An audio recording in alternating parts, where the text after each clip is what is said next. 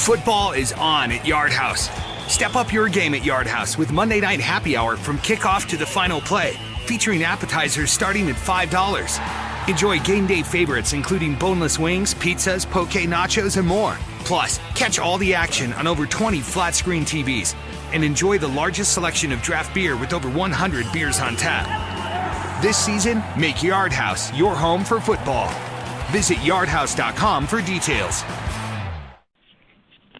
Blog Talk Radio.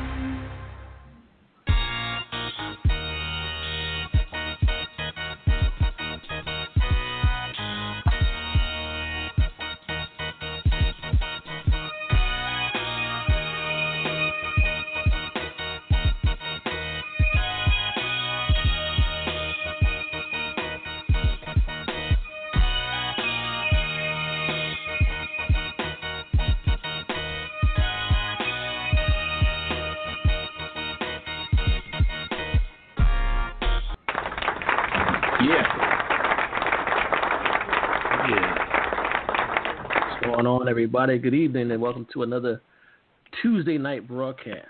We're on our regular night again, folks. Tuesday night, real talk all the time. We're in the building, 100% real, unpolished, unrehearsed, unapologetic, real talk, real people. With your host, myself, H.J. Morgan, Sydney, Rob Hall in the building. Welcome, everybody. What's going on?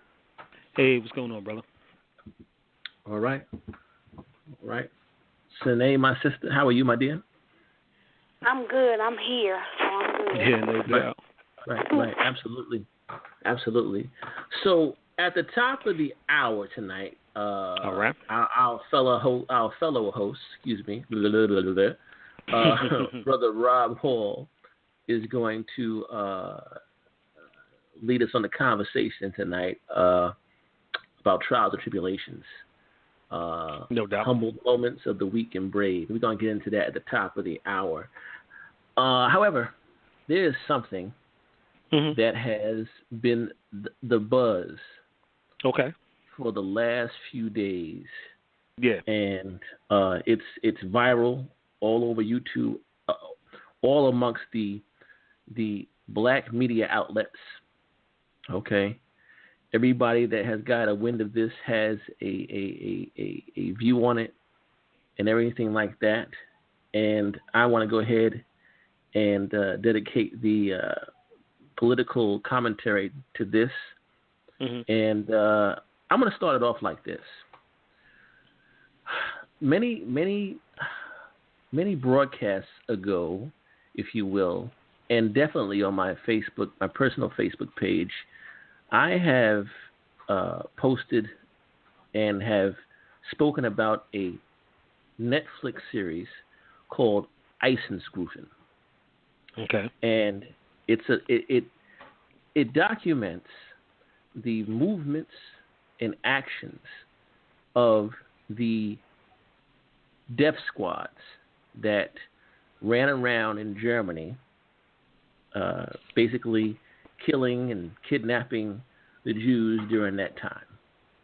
And although these death squads were overseen by your SS and Gestapo, they were actually done by local German police. Your local German law enforcement were the ones that were carrying out these acts in these death squads. And many people back then, and even today, would say, well, how could something like this happen? How could a nation suddenly flip and you take your police officers were the ones carrying out heinous acts against its own citizens? Well, to put it simply, once you demonize a group of people, okay, once the state demonizes, and then once the federal government, the country's government demonizes a group of people, you then have a situation that is ripe for genocide. A situation where people will tell themselves and convince themselves that because the state says it's okay, and because the government says it's okay, I can now carry out heinous acts against my fellow man. That's how it can happen. Fast forward to 2017 here. Mm-hmm. Several days before the Charlottesville terror attack, a FBI dossier or FBI assessment was released. In this assessment, it stated that BIE, which is an acronym for Black Identity Extremists, was released. This is several days before Charlottesville. Of course, Charlottesville will forever go down in infamy that day. It was a day that white nationalists, neo-Nazis, KKK members got together with other fringe groups in a Unite the Right rally, which they came prepared to do battle with the citizens in Charlottesville. They ran amok. A person was killed. Several people were beaten senseless. The President of the United States got on his microphone and said that they were good people. Let's fast forward a little bit more to a couple of days ago. You had a white man in Las Vegas shoot 500 people, killing 58 of them. The press never stated this man was a terrorist. They never stated he was a thug or an animal or a beast. They never condemned this man to the point that they condemned a person that has snatched a purse. Okay? They said he had some type of emotional issues. Mind you, suddenly, just days on the heels of this incident, this FBI assessment about BIE is now released to the press. Why has this been leaked through the media now? What are BIE? Well, basically, in a nutshell, if you're a black and identify as such, well, when I look in the mirror, I have to identify of who the fuck I am. But once you identify as such and then choose to speak out against racial injustice, white supremacy, and things of that nature, I guess you're considered an extremist. Well, here's a news flash. I was born a quote-unquote, if you will, terrorist because I have black skin. That was brought about 40 years ago by J. Edgar Hoover. You see, this BIE, FBI assessment is straight out of the J. Edgar Hoover book of we're going to demonize black people. And rest assured, this is not about just people who feel that I need to either fight back or separate from a system that's oppressing them. This is about black people in general. So basically, if you feel a certain kind of way about injustice in this country and it's based on race and you're black, I guess you're an extremist. Just today,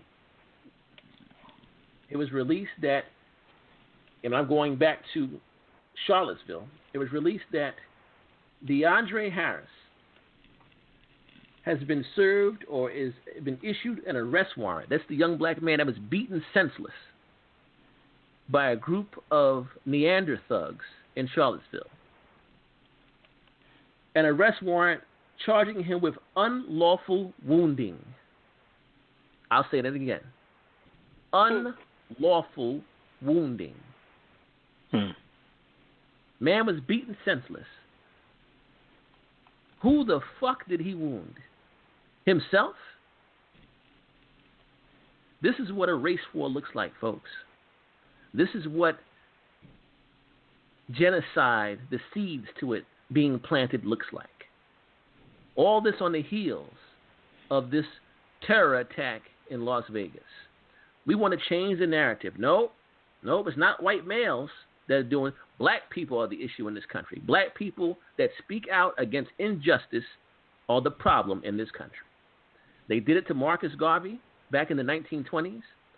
And be honest, Marcus Garvey just figured, hey, we should all pack our shit and leave. Mm-hmm. But they don't want you to leave. They want you to stay here and take this shit. Because you know what? The FBI went after him hard body, and he never threatened any damn body.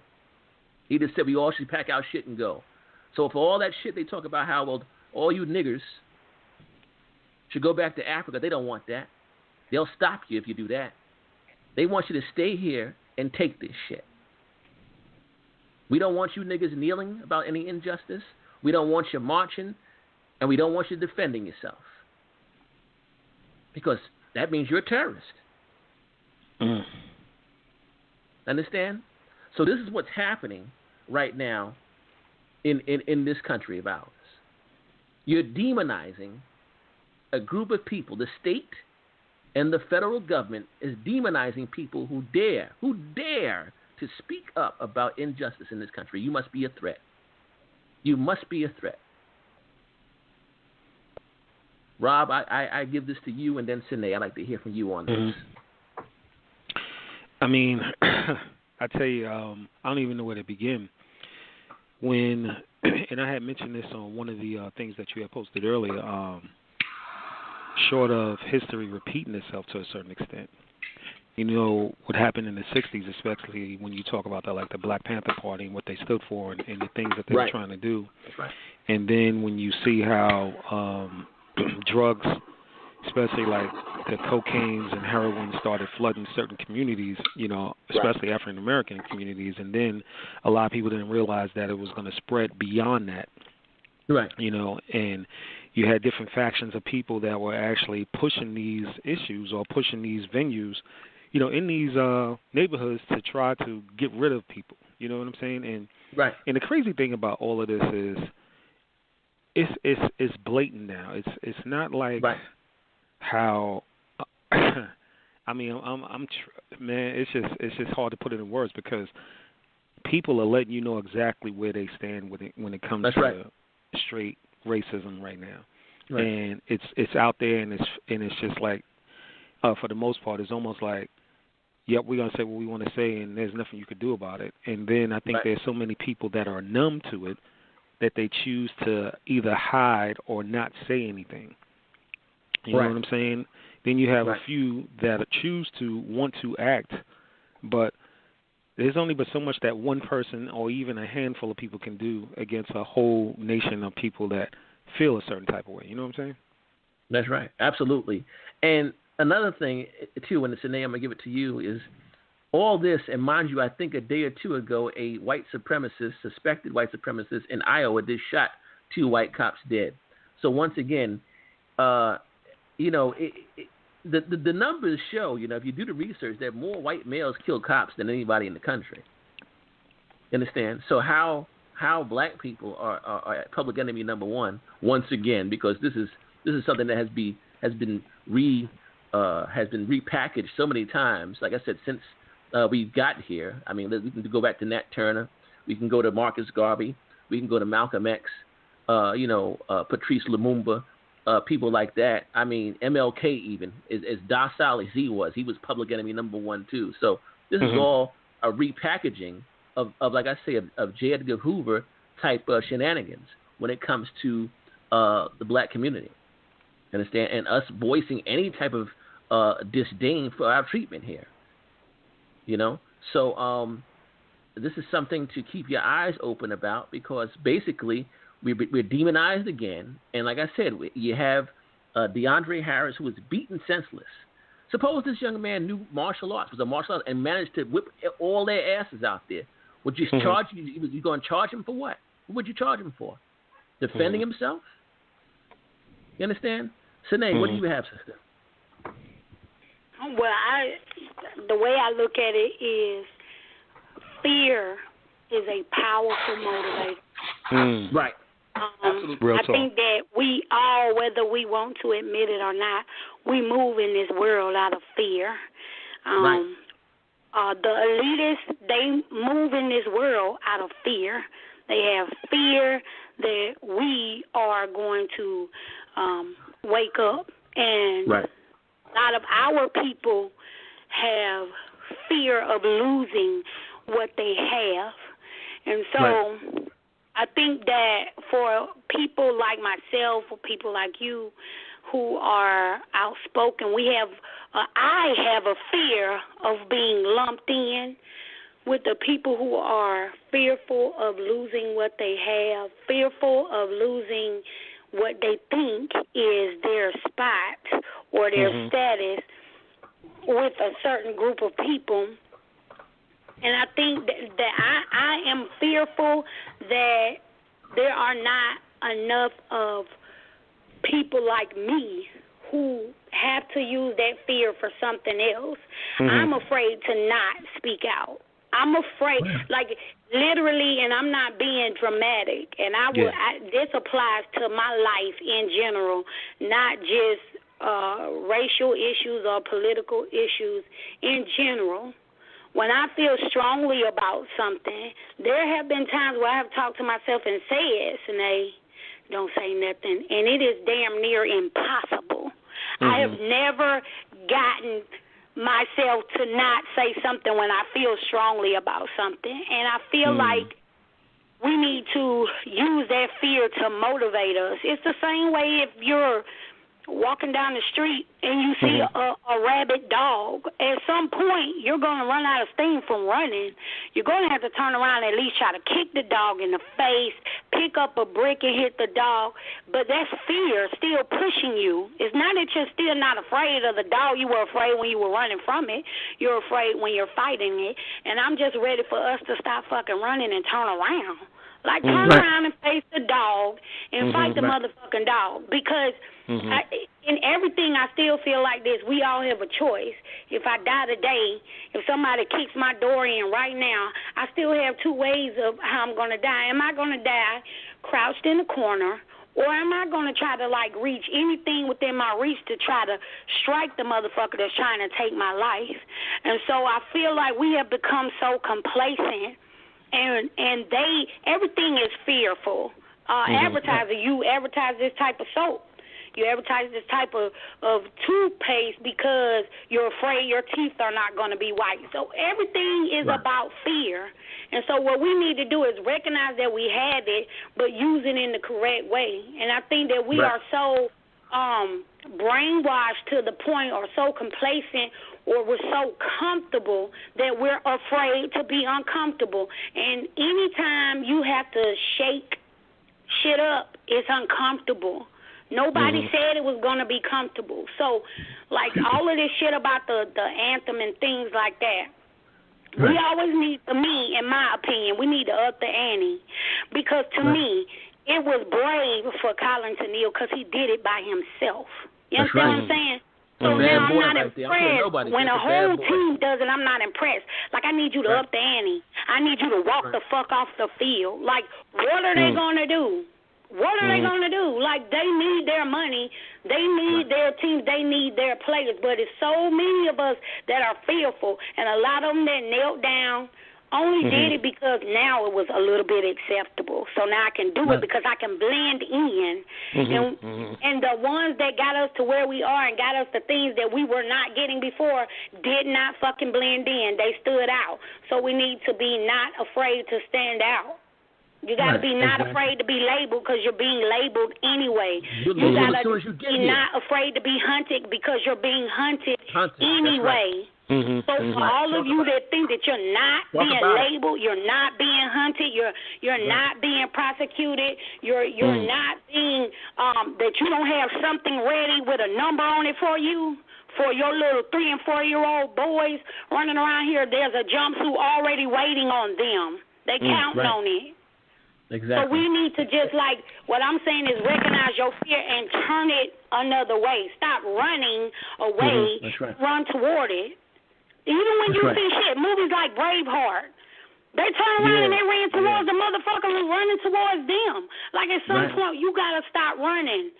I wish this world was like really square, so when you get to the edge, you can't run no more. You got to turn around. I wish that my people was like that, where it was like, oh, shit, I have nowhere else to turn, so we got to turn around. If we all turn around, the fear is going to change. The wave is going to change. If you think they're afraid now because they're acting like they're not, but only because they wield in the power that we're giving them. Mm-hmm. Right, exactly. Mm-hmm. You know, and here's the thing. So you want to call people that identify as black terrorists and and extremists and as threats. But here's the thing: your extremists, aka in your threats. Let's bring ISIS into it, right? They blowing up shit.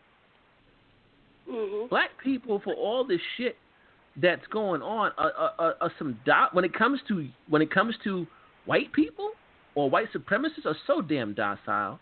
We're like lambs. So damn docile. We'll kill each other in the street, but we're so damn docile when it comes to you. We're so damn docile when it comes to you. And like the sister just said, what you're afraid of is mass awakenings, because people are waking up. People are waking up. You're afraid of mass awakenings. How many more of them are there that think like this? How many more? Are there hundreds? Are there thousands? Are there millions? What do we have here? You understand what I'm saying? So if I can label these few people, then the rest of them won't come out. They'll hide. They'll hide. They'll stay submissive. You know, I posted something earlier a day or so ago, and I go back and read. And we read these books in school, Rob. Animal Farm. Go back and read Animal Farm. Yeah. Yes. And by the same author, the book called 1984. This is the same shit. Submission is freedom, and freedom is submission. Yeah. There was a language that they coined in these books called Newspeak. And what it is what's right is wrong, what's wrong is right. That's basically the premise behind Newspeak. You understand? So whatever it is going on, it's the opposite. And I'll be damned if we don't live in a world that's upside fucking down right now. It's upside down. Oh, yeah, upside down. Oh, yeah. Here you have several incidents in the last few weeks of white males tearing up shit. Ain't none of them been labeled as a terrorist, Rob. None of them. In fact, Donald Trump has doubled down and has taken the KKK off the terrorist list. Off of the terrorist list, yeah. So that lets you know right there white exactly where supremacists people are not stand. on the terrorist list. They're the ones turning up right now. So that right there that speaks identify, volumes. Exactly. It speaks volumes. And I have to please listen. If you don't listen to anything else I say ever in life, understand what's going on right now. This is not rocket science, folks. He takes white supremacists off the terrorist watch list and puts your black ass on for being black. Holy shit, America! Are we in a fucking? We must be in a parallel universe, some fucking where right now. Do you understand what's happening? If you don't listen to anything else Joakim says, take that and ponder that shit. Take it and ponder it. This is what we're dealing with right now. BIE. Wow, interesting. Black identity extremists. We haven't blown up nobody's schools. We haven't blown up nobody's churches. We haven't denied service to anybody. You understand what I'm saying? And this, and look at this shit. Okay, this shit that's documented that's done to us. How many times you think you went into a white restaurant and they spit in your fucking food and you didn't know it? Yeah. How many times has that happened? How many times you went to the doctor and was diagnosed with some shit you didn't have and given some medication you didn't fucking need? Understand? That's shit that you don't. That's shit that you just. Wow. We talk about shit that's documented. They cut a man's head off this year in Mississippi and put it on the steps of some children were playing at. That's right.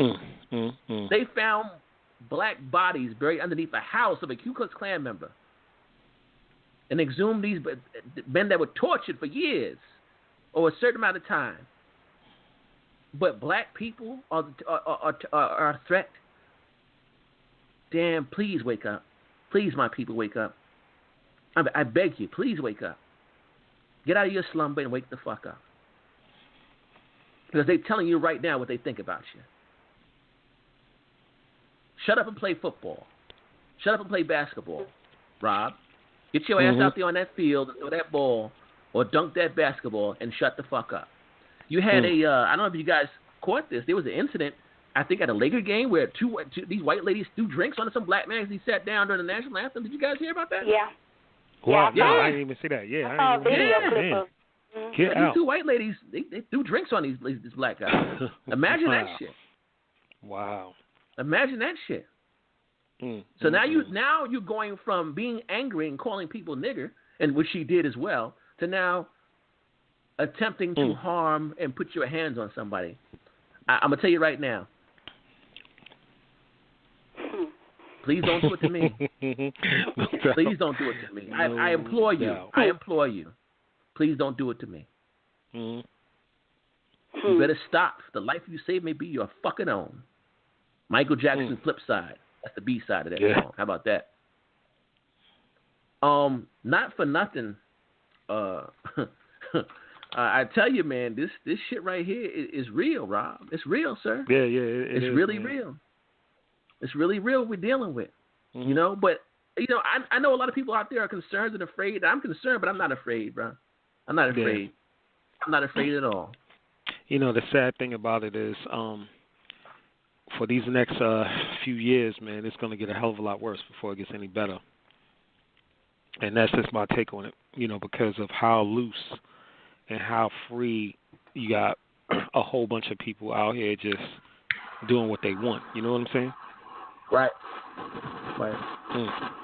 Absolutely. Well, I think there's a gentleman I follow. I think Jason Black posted on Twitter, and I reposted it.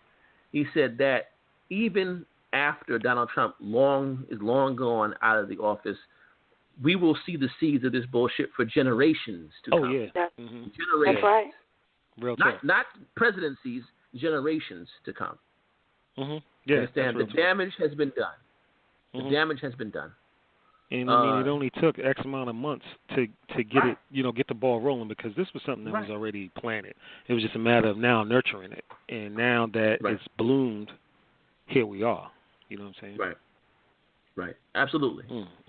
Absolutely. Sine, anything else, sister, as we get ready to wind this down here? Any other thoughts on this whole BIE shenanigans? If that's what BIE is, I guess that's what I'll continue to be, because I'm not going to shut up. I'm not going to change the way I feel. They're convinced that they're right, and I'm convinced that I'm right. So I'm okay with being labeled that. Right. I'm okay with that. And here's the thing, and Rob, I want your last thoughts on this. Here's the thing, though. Have you guys noticed that in the last weeks, look what happened, right? Donald Trump called these guys sons of bitches. All of a sudden, some crazy white man shoots 500 people. They throw out this dossier of BIE, white supremacist kills 2 cops. Every time, the last few months, they throw some shit at us that's unjust. It seems like it comes right back. Have you noticed that? Yeah. It seems like it's like every time they try to, you know what I'm saying, to do something unjust and unrighteous in the last couple of days, especially the last couple of days, it seems to hit them right back in the face. Never fails. I don't know. Is that karma, sir? What's your thoughts on it? Yeah, I think, and the thing is how it's coming back like extremely hard and quick. And to quote our brother D.S. Rivers, you know, he has used this term several times, dodge and bait, if you will. Yeah. You know, there's a lot that goes on, and I mean, it comes out, you know, fierce in the news, and then they downplay it and try to throw something else out there to, you know, cloud your judgment, or cloud people's judgment outside of what the real story is. And unfortunately, some people fall short to it. Right. Absolutely. Well, folks, we're going to wind this down, but this is definitely a PSYOP attempt to once again control the minds and emotions of the people who are waking up and seeing the shit for what it is. I have this to say in closing, and I'm going to play the break and come back. And I have this to say: hold the line. Hold the line. If you stand on righteousness, you stand on justice, and you stand on truth, and I'm calling out everybody who claims to be religious. If you really believe in your and what God you pray to, you stand, you hold the line, and you stand on your truth. You stand in your square, in the face of all of this, and you stand on your truth, just like Daniel did in the lion's den. Okay, and just like those 3 young boys did in the fiery furnace, you stand on your truth. No doubt. Because they can't harm you if you're righteous. If you're righteous in your actions, you can't be harmed. So you stand on your truth. That's all I got for that. We're gonna come back with the main topic, trials and tribulations, from my man Rob Hall. We'll be right back, guys. Real talk all the time.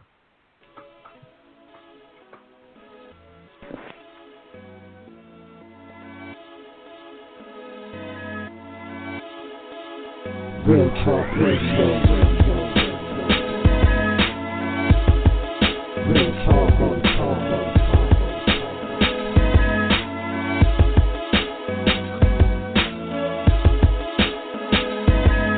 100% real. 100% real. 100% real.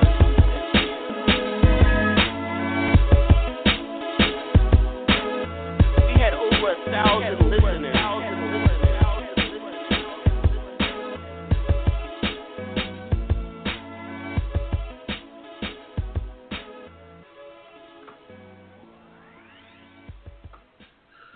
We are back. We are back. Real talk all the time. Top of the hour. Just real quick, the phone lines are open. The chat is open. And we're going to get ready to start our main topic here. Rob Hall, take it away, sir. No doubt. Yeah, tonight, ladies and gentlemen, we're going to be talking about trials and tribulations, humble moments of the weak and the brave.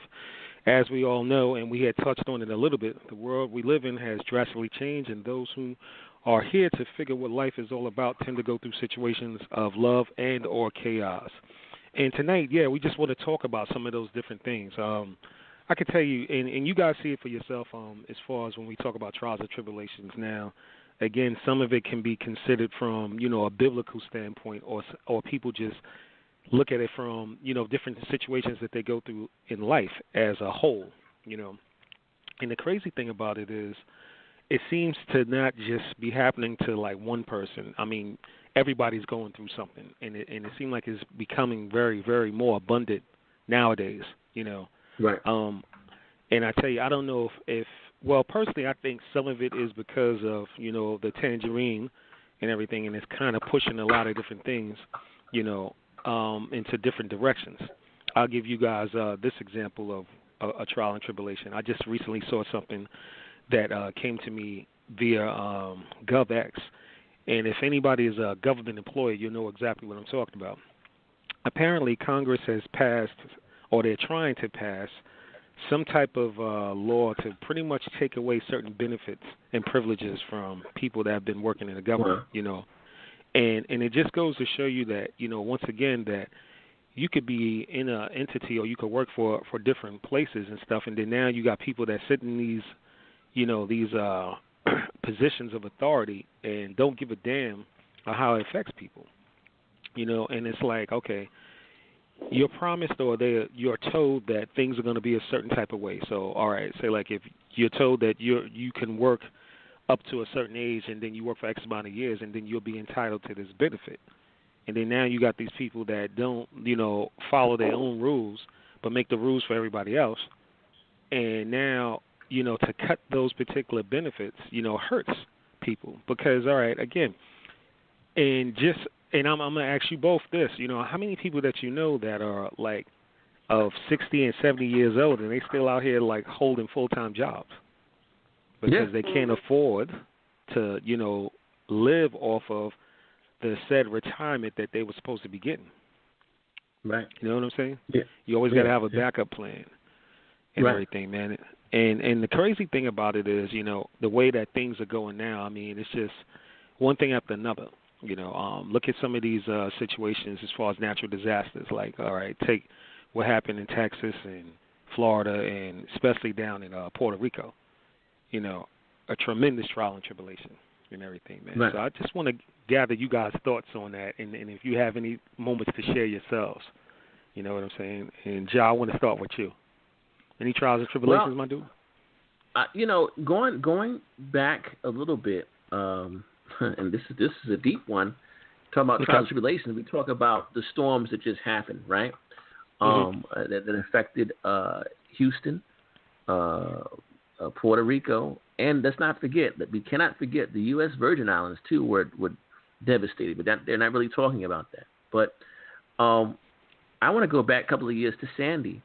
My mother, I lost my mother around Hurricane Sandy time, and it affected the funeral arrangements, and it affected the burial. In fact, this is something that fucked with me badly for a while, up until recently. Because of the things were so screwed up, and I'm in Jersey, and we buried my mom in Pine Lawn Cemetery in Long Island. I could not go to my own mother's burial because things was so screwed up. There was traffic was just, I couldn't get there in time, and this would have been impossible. So I got to the George Washington Bridge, and that was that. I realized, I said, I can't even get there. Talking about trials and tribulations, I mean, things that you can't control. I couldn't control that situation. Yeah, absolutely. Felt completely helpless. And therefore, it kind of screwed with me for a long time, man. You know what I'm saying? You know what I'm saying? So that can fuck with you, especially being as close to my mother as I was. Yeah, you know what I'm saying? So, So, that's one of my trials and tribulations, definitely. You know what I'm saying? Yeah, absolutely. No doubt. Sinead, what do you have? Do you have any trials and tribulations, whether present or past? I could take up this whole show with trials and tribulations. Yeah. I'll talk about something that I just recently went through right before this past surgery I had in September. Okay. For whatever reason, the surgery that I had to have was not deemed as necessary or connected to the cancer that I had. So I had to meet my deductible, and of course I did not have like $1,300 just sitting around. Mm-hmm. So my only choice was to try to get it from my 401k, which is my money. Yeah. And I'm a very thorough person, so I already looked it up and saw like a medical hardship was a reason why I could get money from my 401k. So I got a letter from my doctor stating that I needed this surgery, and then I wrote a letter stating I did not have the money to get from anywhere else and I needed it for this surgery. And I was turned down a total of 4 times.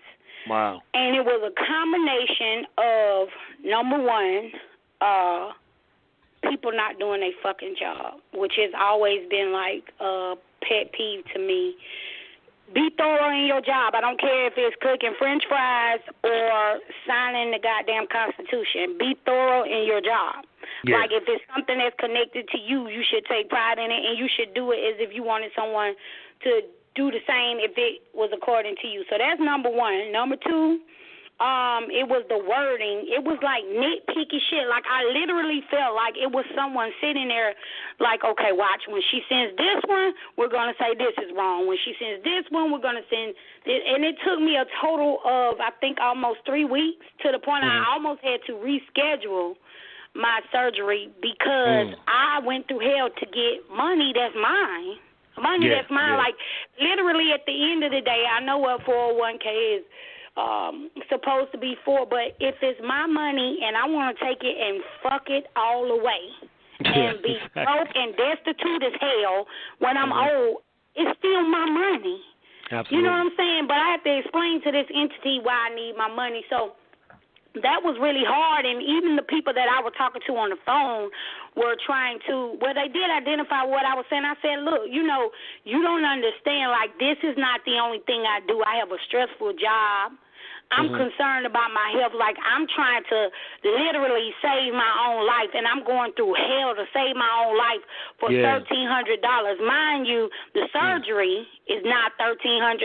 That's just my deductible. I still have this big-ass bill that's coming to sit on top of my other bills because it's expensive to have and it's expensive to be alive. Like, you got to pay to live, you got to pay to die. So that was just like a frustrating time for me, and I'm not like a big crybaby, but it had gotten to the point where I just sat at my desk, and it was like either melt into tears or tear this goddamn office up. Like, that's where I was. I was just so frustrated, like, what else do I need to do? And it was like after my 5th time, it finally went through, and I didn't even get a notification. I got a notification every time it was turned down. But how I got a notification that I got it was I actually had to call and follow up, because I'm like, look, I didn't get anything.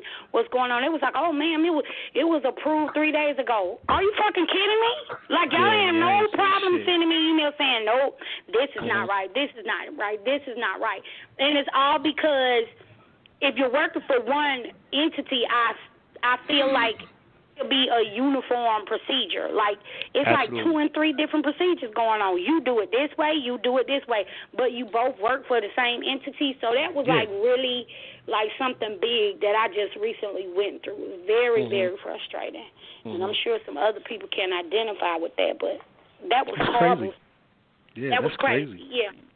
I mean, damn, it's like you damn you do and damn you don't. And it's funny that you mentioned that, because, I had to go into my TSP before, and, because of situations and stuff, but it's like you just said, in some cases, this is yours, and it's harder to get what's yours, and they'll give you every excuse under the sun, to be against it.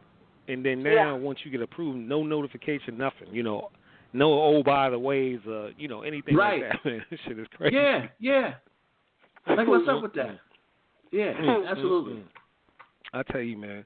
Well, I'll tell you guys this, man. As far as trials and tribulations, man, and it's crazy, man, on how you go through certain things, and you would never think that family would be the ones to cut you deep. You know what I'm saying? And everything. You guys already know, some of the story, but I just will say this: family will cut you deeper than your worst enemies, and I think a lot of people don't understand the ramifications about when people say or do certain things and how it's a domino effect. You know what I'm saying? Right. And the sad reality of it is, and John, you said something earlier that just was pivotal, and it made so much sense. How karma comes back to haunt people real quick at times. Yeah, at times fast. Yeah, and it's just crazy because, like, now, again, I think this entire world is going through a trial and tribulation. All of these different storms and all of these different things, and then you got these people that are in positions to cause a whole bunch of hate and discontent. They're awakening a lot of sleeping giants. You know what I'm saying? And it's a lot of other things that's going on within this world that people are privy to, that some people just want to turn a blind eye to, but it's only but so much that anybody can not see or not say or not do what's right. You know what I'm saying? And the bottom line is this: you have choices to make, and hopefully people will wake up and really get to a point to where they see exactly what the deal is, or you're going to have those that's just going to fall back and make it seem like they don't know what the hell's going on, and they're just going to be ignorant. But I don't care what anybody says, man. Trials and tribulations are well, let me ask you guys this, and both of you guys. Do you think it's a necessary, and I hate to use the term evil, but a necessary evil to have trials and tribulations? And the reason why I say that is because if you go through them, do you learn something, or are you destined to repeat history? Who you want on that first? Ja, go ahead. What you got? All right. Okay. I'm going to give you the metaphysical answer to that, because that's how I'm looking at it. Gotcha. We, on this plane, if you will, I'm going to try to keep this simple. I'm not going to try to go way out on y'all. But we are dealing in duality, right? Meaning you cannot have good and not have any evil. You cannot have light without darkness, because you wouldn't know what the other one is. There are many that believe that in in other iterations of existence, you won't have to deal with duality. But right now, as human beings living on Earth, Malkuth, as they call it, the kingdom, we are dealing in duality. Okay? So when you deal with duality, you're dealing with opposites. That's the bottom line. There are ways to curve certain things, but at the end of the day, the pendulum swings both ways equally. You understand? No doubt. And that's the funny thing, because not to go off on a tangent, here in this country, we have tried to dissuade that pendulum swing coming back the other way, and that's coming to pass as we sit here right now. But yeah, because we're dealing in duality, brother, this is what you got. No doubt. Sinead, what you got on that? I absolutely think it's necessary. You don't know what good is if you haven't experienced bad. You don't know how hot it is outside until you've been really, really cold. You understand what I'm saying? So I think that is necessary. You won't know one without the other. I think it's necessary, and I think that we all carry both within us, and we choose to use it and wield it however we choose to. And to be honest, this is just my nature. To be honest, sometimes I just don't feel like karma is fast enough. I want to speed it up a lot of the times, and I've been like that ever since I was a child. Like, and my memory is long, so my memory has served me well, and then it's giving me hell because it reminds me of things that people have done to me, and if I ponder on it or I think of it too much, I especially in my youth, I have acted on it with no care about the consequence. I just felt like, okay, you kill my dog, I'm gonna kill your cat. Like, that's just how I feel. And in a lot of situations, I still feel like that. In a lot of situations, I remember my mom and my grandmom, they used to say all the time, don't hold a grudge. And I'm not like how I used to be, but some things I think a grudge needs to be held, and I do believe in a higher power, and I believe I'm going to get my just desserts for shit that I've done just like anybody else. But for me, a trial and tribulation is just to see the same motherfuckers coming up, and I don't see where the hell you getting your get back. So it makes me feel like it's my damn job to act on it sometimes. Like, I don't like pray against people. It's like I just want it to hurry up and happen. Like, and if I can help facilitate it or accelerate it, I really do feel like that, because I think that a lot of the times that's what gives people more, oomph or whatever, for lack of a better word, to keep doing the shit that they're doing, because they haven't felt the consequence of what they do. And I believe you choose the action, you choose consequence, and sometimes I just don't see that, and that's hard for me. I feel you. Yeah, that's what's up. Yep, ladies and gentlemen, if you are chiming in, the number is 657-383-0612. Again, 657-383-0612. Don't be afraid to push one. We're here to conversate and chop it up. Trials and tribulations. I tell you, man, Sinead, you said something that was paramount, too, as far as along the lines of hurrying up the process. And, Ja, I know we had talked about this before, too, man, when you had hit me with the the ancestors and some other things that, protect those that are really believing in, high powers and things of that particular nature. And I tell you, for me personally, again, I believe in a high power, and I know that there's certain things that is beyond my understanding. And I think the purpose for the trials and tribulations, once again, is to learn lessons, because sometimes we go into this, we're in this world to exist, and then sometimes we don't pay attention to a lot of different things that's thrown at us. And, I mean, some of the conversations that we have had here on Real Talk all the time, is evident. There's a lot of things that people have thrown right in front of them, but they're not paying attention, or they choose not to see them. And now when you go through these particular trials and tribulations, man, it's a life lesson, it's a learning lesson if you choose to learn from it.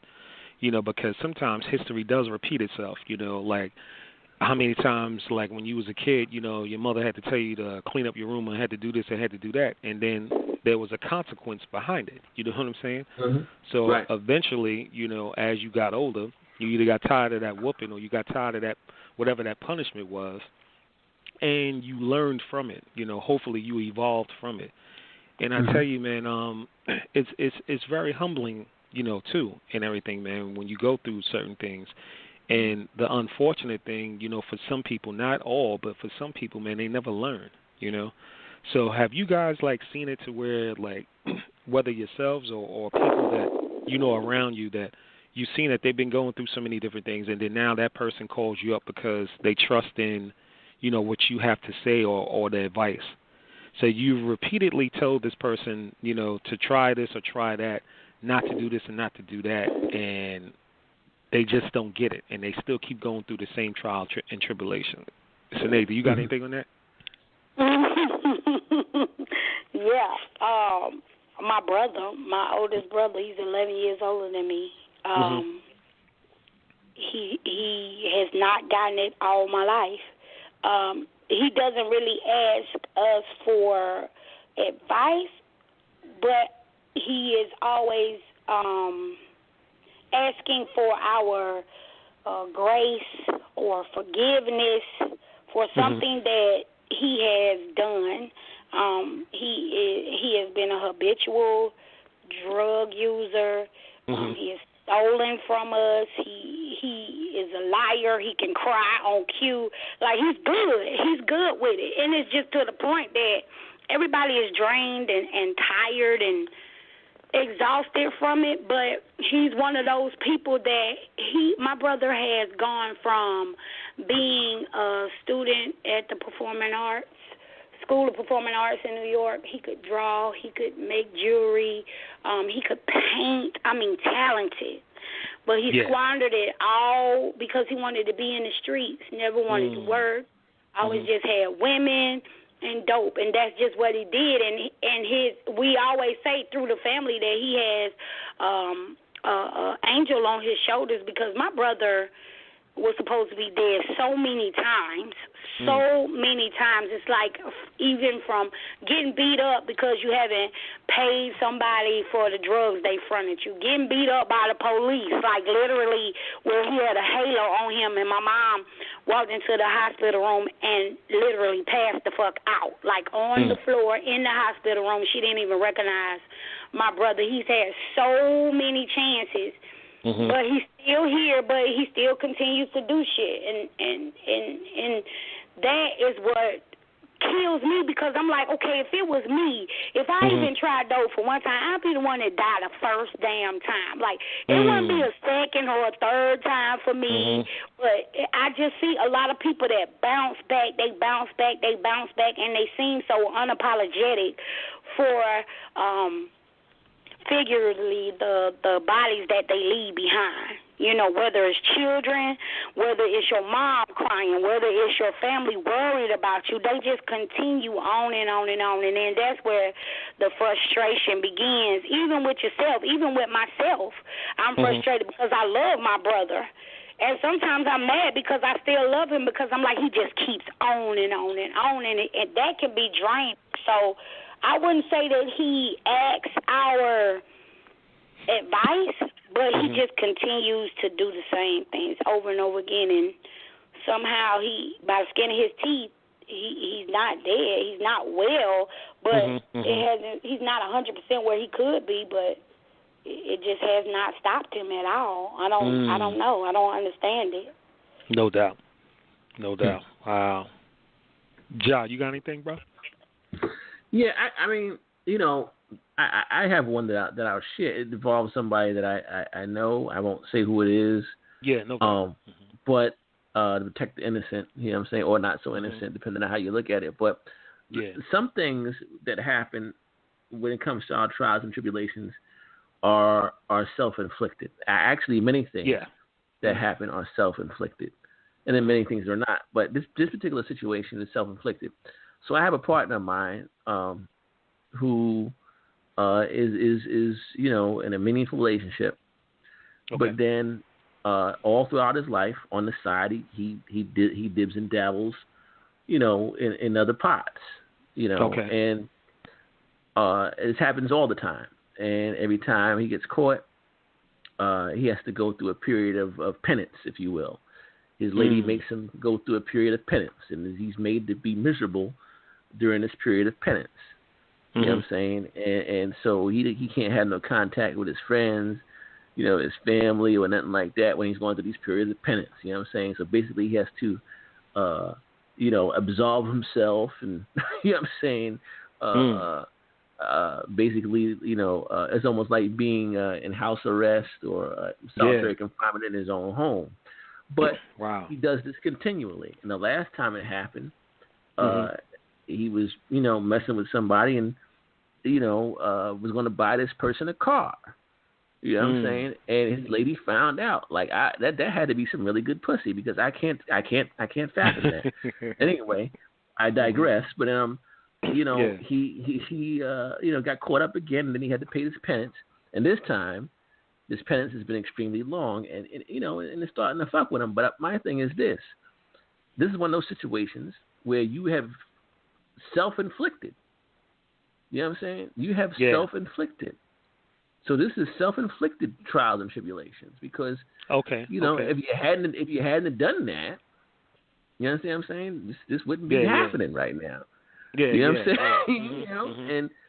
And at this point, if it's like that, then just bounce. If you really feel that you must, you know what I'm saying, constantly always do whatever, then just go ahead and roll out. Because apparently if it happens constantly, on a constant basis, then you're not really feeling what's happening in your home anyway. You know what I'm saying? So a lot of things has to deal with when you look in the mirror, who do you see looking back at you? You understand what I'm saying? True. So yeah, absolutely. Damn, that that makes perfect sense. It's funny that you say that, because there's a lot of, like how you just said, self-inflicted trials and tribulations. I think that people, and again, if you're a believer, you were born with free will, so you make choices. Sometimes people can influence your choices, but then again, it's you that makes that choice. You make that decision, because you made a conscious effort to say, whether I'm going to turn left or turn right. And again, like as far as when we talked a little bit about history repeating itself, and I think in a case like this, like how you just said, it just makes perfect sense. You continue down this cycle, and you continue to relive, almost like that movie Groundhog Day, the same trial and tribulation over and over again, as if there's something that you're just used to, feeling. Maybe you like the pain. You got some people that like pain, whether it's emotionally, physically, spiritually, mentally, whatever the case may be. And you got some people that just thrive off of that, or they feel that it's a necessary thing for them to go through, Man, wow, that was a deep one right there. Yeah. Absolutely. I tell you, man. I tell you, boy. But yeah, again, just with the whole trials and tribulations thing, and I guess now, how do people learn from them? I mean, because like how you said in this particular case, you had an individual that continuously does that, and it seems that they won't look in the mirror, or they won't actually sit down and analyze, what am I doing wrong? So, like, again, all right, let's just use this as an example. Let's just take what's going on in the world. And I know, Ja, you was talking about as far as, and we talked about this on many shows as far as the sheep. How do you get people to wake up and realize that they don't have to live in this so-called reality of a trial and tribulation, and they wake up from it and learn? So what would be the motivation to get people to move on and move forward and learn from their trials and tribulations, I guess? What do you guys think about that? Sine, you want that first, or what you want to do? What was the question again? Basically, like, all right, you have individuals, and say like, all right, let me make this a little bit clearer. Take us, right? We have the platform of Real Talk all the time. So now, anybody that's listening to the show, and we're talking about, as far as trials and tribulations, and how basically some that may be out there that are doomed to keep repeating themselves. So when you have this platform, like, what would you guys suggest basically on how to get these individuals to wake up, if you will, and not have history repeat itself? What would be a suggestion? For people like that, in my opinion, there's nothing that I could suggest that's going to spark that within them. I think that for people like that, those are the type of people that something has to happen to them for them to get it. See, for me, it doesn't have to be my son laid out on the street shot by a cop for me to feel some type of way about it, like for me to feel strongly about it. But for some people, it does. It has to be someone that they know for them to feel that. So I don't really think that it's something that someone could say, because we've all been around motivational speakers of some sort, some preacher, somebody that says something deep or profound, and it might resonate with you for the time that you're in their presence or in that building, and then when you leave, it means nothing. So I think it has to come from something on the inside, and if it doesn't come from something on the inside, it has to be a personal experience. And some people just aren't built. They just aren't built to be self-motivated. They aren't built to go and seek out information or go and take action on things. They're always some that are just going to wait, and then there's some that just they're very aware of what's going on, but they just don't want to be bothered. Like, they are inherently lazy, and I don't mean in the sense of not wanting to clean up. I mean just lazy in their lives, lazy in their loved ones' lives. I see lazy parents all the time. I mean, they give them a roof and they feed them, but I see a lot of lazy parenting. Just because you provide a place for your child to lay their head and eat does not mean that you're an active or a proactive parent. So I think sometimes there's really nothing we can do. I mean, just like we hit on it last week with children, I've talked till I'm blue in the face, and I've tried to come at a situation at so many different angles, and for whatever reason, my child just didn't get it. They didn't get it until they got out there and they saw exactly what I said. They had to get it and feel it and see it and smell it. They couldn't just take because mommy said it. You know, no matter how strongly I tried to convey it to them. So I don't really know if it's something that you could say to somebody to make them kind of wake up. It's got to be something on the inside, too. Yeah, true that. Ja, would you got anything on that? Yeah, there has to be a desire. There has to be a desire. When you're talking about waking up, or get people to wake up, there has to be a desire to do so. Whether or not we admit it or not, every day that we're on this planet, you're learning something. Every day. Okay? And it could be something subtle. It could be something profound. So you're already there. Now, the thing is, now, whether you choose to process certain information and take it as truth or not is a whole other thing. So when you talk about getting people to wake up, everybody's not ready to wake up. I have realized that. A few years ago, I was at a very low period of my life spiritually. And I, a lot of people, like a lot of us, we pray to God for a winning lottery ticket and all types of shit like that. I changed it up. And I said, you know what? I'm going to pray to the Creator for knowledge, wisdom, and understanding. I want to pray for truth. Show me some truth. And I kept saying that prayer. And I'm telling you, within a matter of maybe like a couple of weeks, suddenly things started to fall in my lap. Certain books, certain people I would meet that would drop certain things on me. It started to line up for me. But the desire had to be there. And suddenly, I was never really asleep. I was quote unquote raised in a woke household, if you will.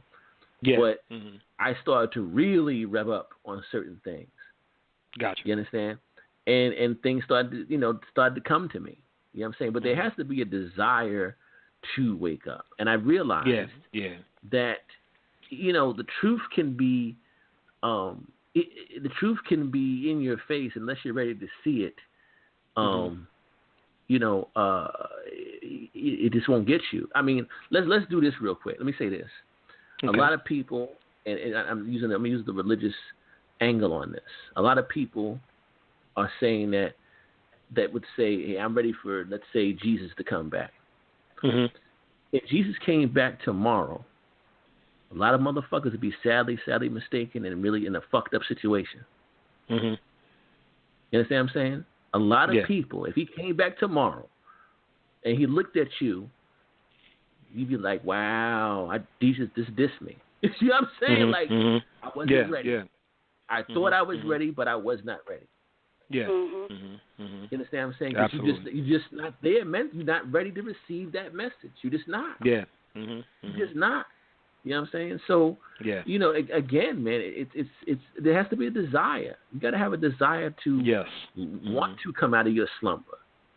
You know what I'm saying? I mean, you know, that old saying, Rob, we all know it. I said, you can lead a horse to water, but you can't make him drink. That's just some real shit. All that's some real shit, man. You know? Yeah, absolutely true. We got a call in queue, by the way. I don't know if you want to bring a call in. Oh, okay, yeah. Go ahead and bring him in, please. Let's bring this caller in here. Let's go ahead and bring 9561. 9561, you're live on Real Talk all the time. Hey, everybody. This is Shell. Hey, Shell. What's going on? Chi-Town in the house. Oh, yeah. I just wanted to make a comment. I was listening, and I was just thinking about all the foods that I'm surrounded by. Okay. That, it's quite a bit. I don't know, for whatever reason, I was just placed in a situation where, whether it's family or friends, people ask my opinion. And so it's like, on one end, you value it, but you do the opposite. It's like you can't stand to take the advice, even though it continues to go in the negative for them. And I never understand it. So I do agree that the person has to want to do it, or they have sometimes something has to happen to them. But in my experience, I see people where it's happening, the negative is, and it's, I don't know if you just don't want to give it to me, that I advise you on it, but I see it a lot. And I see some people just do things out of spite, is what my experience is, that you will go against your own self to spite me, even though you are cutting off your own damn head. So it has to be definitely an individual choice. You can't push it on anybody and make them, and it doesn't matter how you wrap it in a bow. If they don't want to do it, they just don't want to do it. There you go. Right. Yeah, that makes perfect sense. You know, everything that you guys were saying, I mean, this is something that you can't force on an individual. They're going to have to want to do it for themselves. You know, and I tell you, the crazy thing about it is, and I think all of us could probably relate to this, especially if you experience something that may have been, you know, considered a trial and tribulation, you know, or a bad experience or whatever the case may be, and then now you see somebody, you know, especially if it's a person that you consider a friend or close to you, and you're trying to give them advice on not to follow the same, you know, path and everything. Right. And, you know, and it's just crazy, you know, and it's just trying to advise, you know, not necessarily like dictate or scold or anything like that, but it's just a matter of, I've seen this before, I'm just trying to give you a little bit of advice. And I think some people, you know, just feel a certain type of way. You know what I'm saying? Absolutely. I think pride is a motherfucker. Pride can be good, but pride can be very crippling.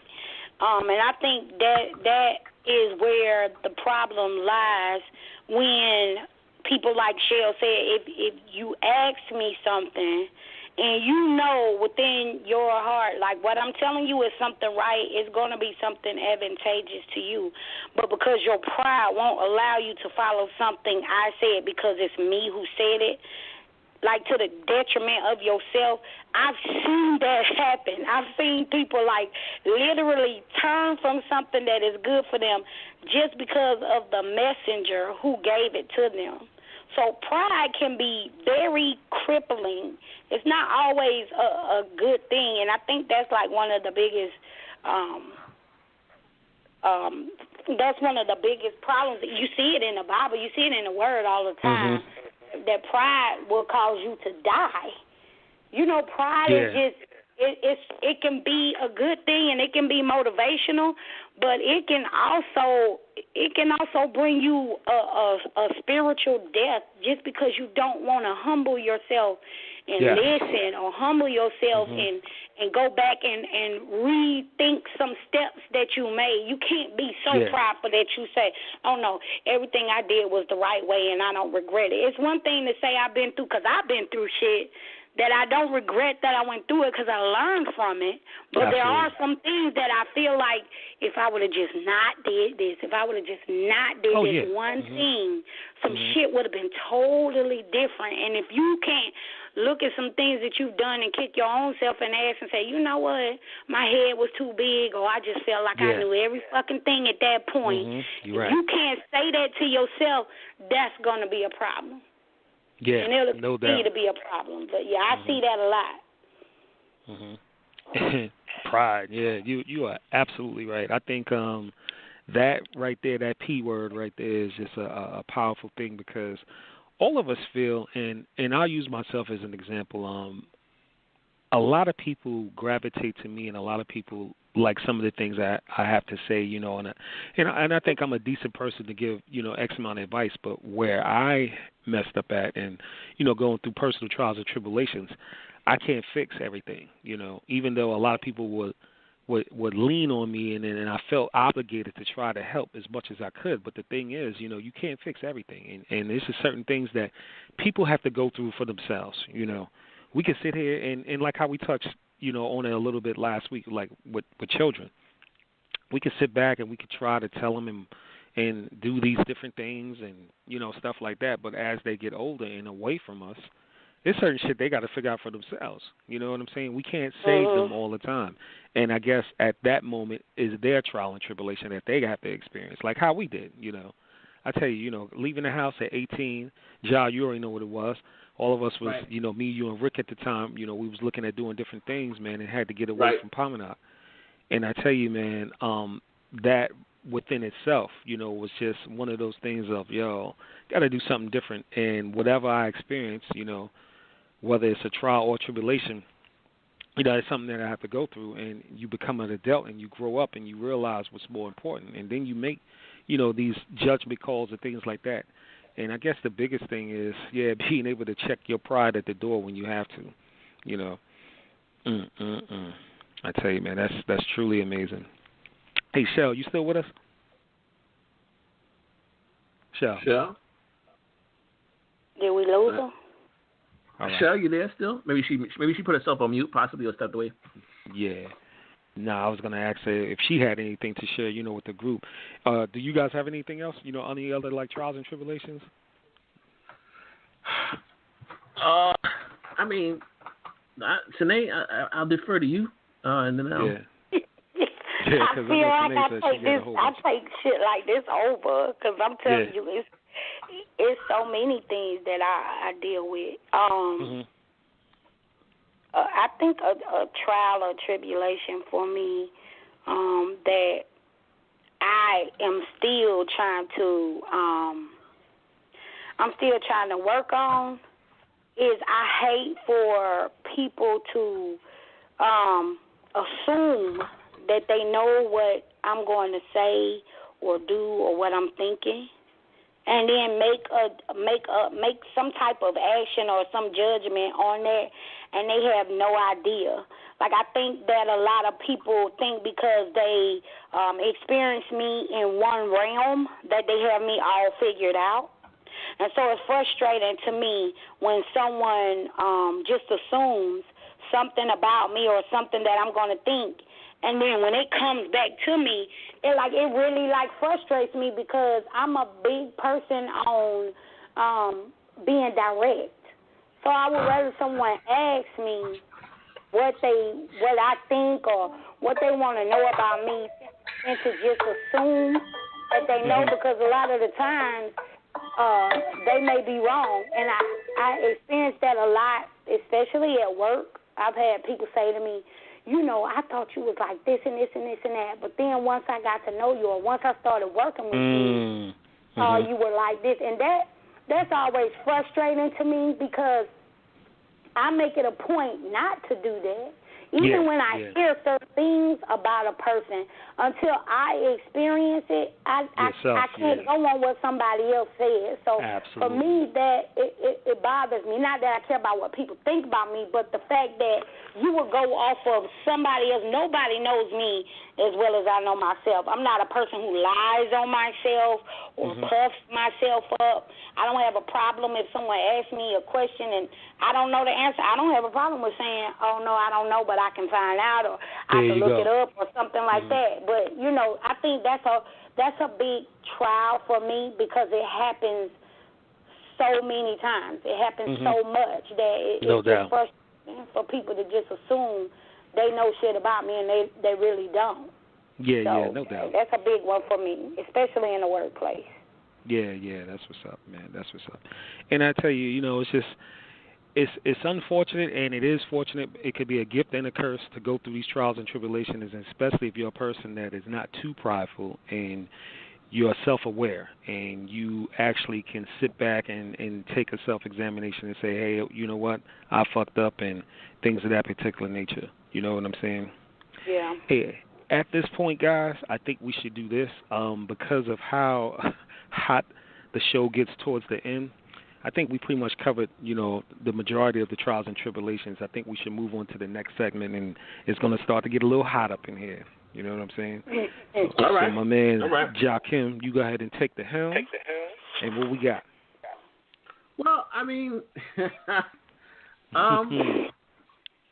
not for nothing. I want to open up these mics here. I want to open up these mics and get some feedback because usually it gets hot and heavy because we have the feedback. So, once again, the call is 657-383-0612. 657-383-0612. Press 1 to talk to us. I'm going to open it up so that you can share your personal trial and tribulation, whether it be self-inflicted or otherwise. And also, if you have any comments or thoughts on this whole FBI dossier that came out that I talked about earlier on the show. If you have anything, we got a lot of things popping off. We had the whole Jamil from ESPN was suspended because she called for people to protest the backers, of Donald Trump and what have you. Of course, we had the whole Mike Pence stunt where he walked out of the 49ers game, which is a complete publicity stunt. And mind you, he posted some pictures of himself at a game from 3 years ago as well, which I thought was really like, wow. This is the desperation that we're dealing with. We're dealing with a power here in the country that is desperate. Rob, not for nothing. The usual shenanigans that they were able to do before was basically they would give you a story on the news and would say, this, that, and the other happened, and you couldn't, and you weren't able to challenge it. But now you have people like ourselves, Real Talk all the time, and I mean numerous others. I couldn't even name all the people that I am a person. I'm a fan of a lot of people, man, that spit truth. I'm not gonna even lie, and I hate to use the term fan, but I definitely follow a lot of people that spit some hardcore truth. And you have so now information and media has become the Wild West. So now CNN, although they're on a major network, does not necessarily own the patent to a story anymore. You understand? And I'm using CNN as an example, but there's your other conglomerates, media conglomerates as well. Fox News, NOOSE, Fox News, that tries to perpetrate certain narratives now that can be countered. And to go back, a little bit, this is why you had this dossier come out, because people are waking up. People are waking up to what's happening. And, once you have a group of people who you've had bamboozled for some odd years, now, you're dealing with a situation. Put it like this. Let's use a very base example, Rob. Okay. Let's say I've been eating at your restaurant for years. And then I find out, and it's irrevocable truth, that you've been feeding me rat. Okay. For 20 years. All right. Yeah. For 20 years, I've gone in and I've getting this cheese steak sandwich, and it's really been rat meat. I'm gonna flip the fuck out. You know what I'm saying? You might not have a store no more. You understand what I'm saying? And so this is what's happening when truth is no longer, or quote unquote, I'm throwing air quotes, but the information is no longer controlled by a certain group. You understand what I'm saying? Now you get another side, and you're like, wait a minute, And so what the powers that be are afraid of, brother and sister, and our listeners, is that what happens if 1,000 people wake up at the same time and realize they've been eating rat meat for the last 20, 30, 40, 50 fucking years? Game on. We got Houston, we got ourselves a problem. You know what I'm saying? So, absolutely. And this goes back, I mean, we always say this on this show, is that if you don't control the narrative, your own narrative, somebody else will do it for you. Well, people are stepping in, and they don't have the patent anymore to control your own narrative for you anymore. You know what I'm saying? That, on top of the fact that, I mean, Donald Trump and his tweets, this guy and his actions, he has shown himself for who he is. Throwing paper towels at people that don't have anything. You know what I'm saying? Yeah. And, when talking about Puerto Rico and stuff like that, and so it's just really we live in strange and dangerous times right now. You know what I'm saying? And it's really going down, man. There's a paradigm shift, if you will. Yeah. You understand? This is Shell. Can I say something? Go ahead, sister. Yes, absolutely. Yeah, we was wondering when you was coming back. Yeah. What you got, Shell? I was here, y'all. Sorry. I have something to say about what he's saying about the speaking out. I was just saying earlier about the NFL players in particular. Now that you have the commissioner saying that they're going to have a meeting and put in some new rules, and then you have all these people speaking out. You got the owner of the Cowboys saying that if you don't stand, you're not going to play, and all the extra. And then of course we got Trump in the background still tackling. So my thing is with the players, it's just almost like they don't understand the power that they have individually and collectively. And I'm saying whatever, I don't know what the hell it's called, whatever they little union or whatever. I know they got one. Some type of players association. That is what those things are for. If all of y'all decide to collectively get together and say, you know what, our issues are being ignored, the message that we're trying, or the way you're trying to do it, now you're trying to put your boot on my neck because I don't agree with what you agree with, and you go off that field, then what? You act like, but it's like y'all scared to just push the button. You just scared to push it. Just do it. Push it. Right. That's right, because then they will have to buy down. I mean, that's how strikes happen. That's how people get more money. That's how people get more bathroom breaks or whatever they're fucking fighting for, is because everybody is united. And we saying, look, these machines and shit don't work if we walk the fuck out. It's quiet as a motherfucker in this factory. So if you want to hear noise and you want to this stuff going, you're going to listen to what the hell we have to say. You might not give us everything, but you're going to give us something. But you know, right. Sinead, you said something earlier, you know, along the lines of people afraid of losing things. When you have, and I put it to you guys like this, and you know this for yourselves, all right? Let's just say you're the only person that is the sole income at the house, and let's just say it happens to be the male. You know what I'm saying? The lady's home taking care of the kids and all that good stuff and shit. So now this person is going to be most likely to take that knee and not do what he needs to do because he's thinking of his family first. You know what I'm saying? I'm not saying that's right, wrong, or different. The only thing I'm saying is it depends on circumstances with different people. And unfortunately, like anything else, and you guys know this, if one person is down and then you got 4 or 5 that talk that good shit, but when it's time to, you know, get the battle, they silence the lambs and shit. You know what I'm saying? Nobody don't want nothing to say. I totally understand that because I have come up against that at my job, and I have something to say to this. Number one, for the people who are like, no, I can't risk this, what you think you got, you really don't have. There we go. And that's what people need to understand. The shit that you really think that you got, that you holding on to, that you feel like you can't lose, you can absolutely lose that shit.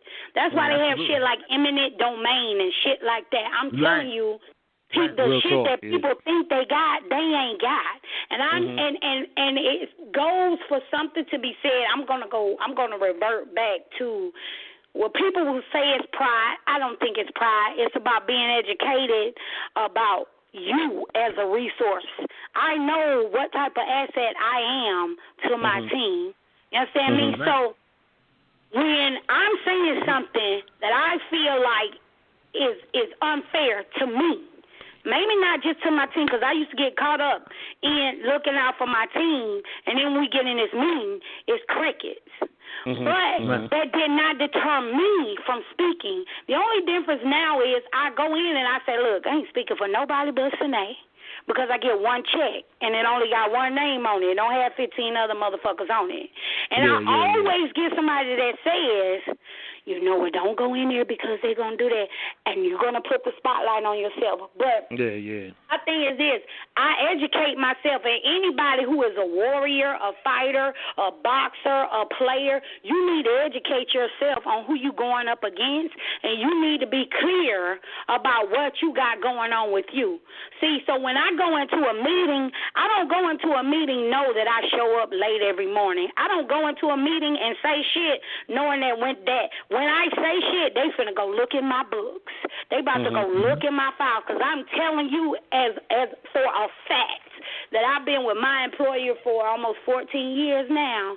Many times my shit has been raked through with a fine-tooth comb, and it is nothing more gratifying than knowing that y'all looking for shit and y'all ain't gonna find shit. I can still say what the fuck I want to say because I'm right. I'm not disrespectful. I'm not crossing any lines, but because I'm saying something that you don't like or something that is the truth that we all know but y'all don't want to talk about, there is nothing more gratifying than that. Because when I go into work every day, I'm not going for a popularity contest.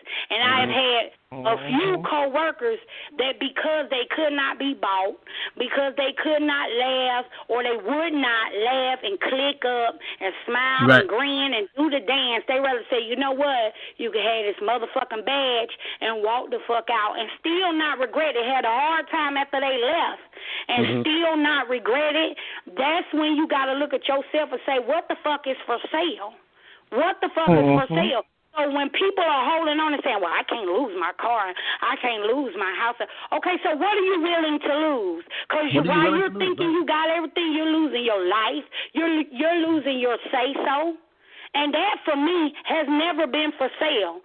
I'm never going to give up my say-so. I'm never going to be quiet because somebody else doesn't want to hear it, especially when I'm not speaking white noise. I'm talking about something that's some real shit. We need more people that are like, that's like saying, I want to play football, but I don't ever want to get tackled. Well, you don't need to play fucking football because there's a good chance you're going to get tackled. My aunt used to say, my daddy used to say, To beat ass, you got to bring ass. There's no way I can go into a fight and think I'm not going to get punched, pinched, bit, whatever, kicked. Like, I got to be willing to sacrifice something. The best thing that I can do is train myself so I'm ready for the fight. The best thing that I can do is have my own back, have me some type of cushioning, whether it is financial or whatever it is. But to be scared all your life, I'm not going to do that. I don't teach my kids to do that.